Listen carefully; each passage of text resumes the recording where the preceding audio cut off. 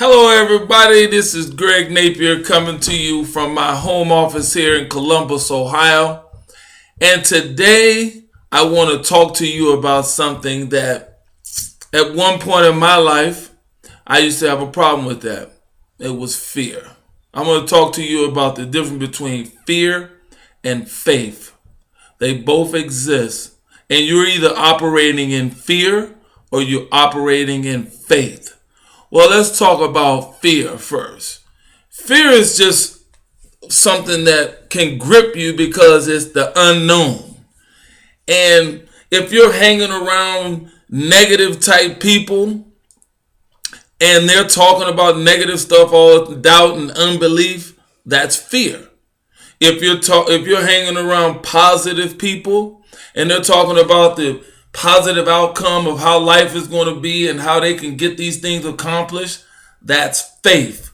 Both of them are muscles, and you have to decide which muscle you're going to exercise every day, because this is a daily activity that you have to exercise. If you exercise fear every day, always having doubt and unbelief, saying, oh, I don't know if I can do that. Oh, that's too difficult for me. Oh, do you think that's going to work? And on, blah, blah, blah. All you're doing is just sinking slowly, just like the sand. If you operate in faith and you say, yes, I know I can do this. I can do all things through Christ who strengthens me. Just keep positive reinforcing that, yes, I can do this. The reason that I can talk to you guys about this is because I've operated in both. I remember when I joined the United States Marine Corps back in 1979. That was fear. Fear of the unknown. I had no idea what was going to happen. Once I got there and I saw it, I was still fearful.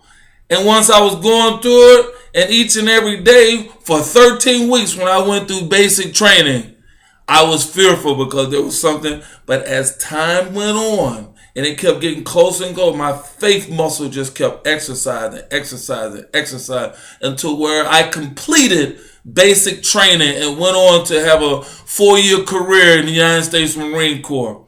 That was because I went from fear to faith.